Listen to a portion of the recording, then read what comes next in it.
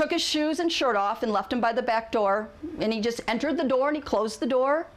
No, you know, just a real gentleman intruder. I don't know. I think the best part of this whole story is that right before my husband left on Sunday, and on Sunday morning, he was packing. He goes, "Let me show you one more time how to get this gun out of this holster and how to, you know," because I'm not a gun shooting person, and he shows me, and I'm like, "Oh, Jim, really? You know, what do I need that for? Seriously?"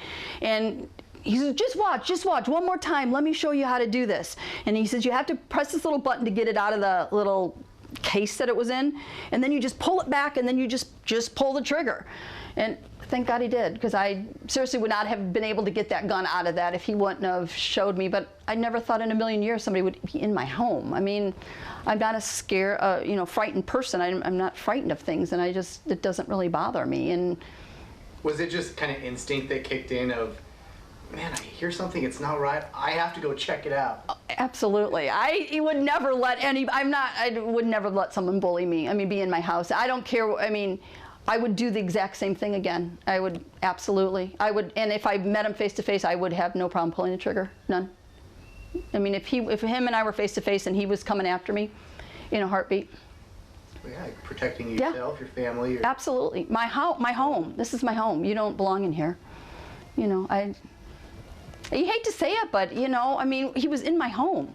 He was wandering around in my home. You know, he's lucky he was in that closet and all I could see is his hands, because if I would have caught him pilfering through my things, I would have been angry.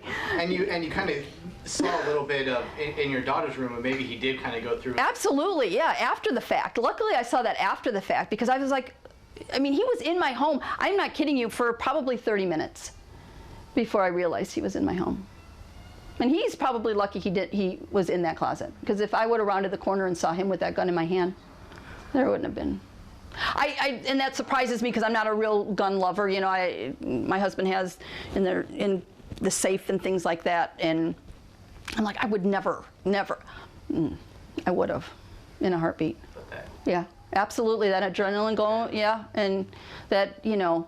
And like my daughter said, it's, you know, fight or flight, and I was going to fight.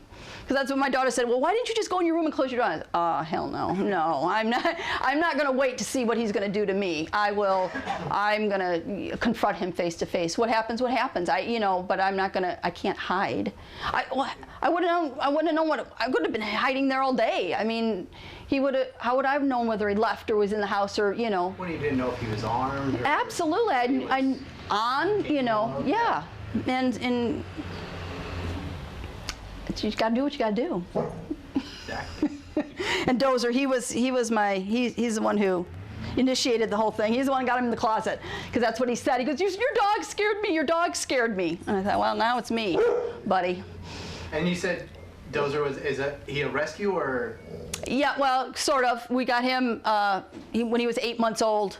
Somebody just didn't want him anymore, and I got him for $100. Him, a bucket of food, and a cage for $100.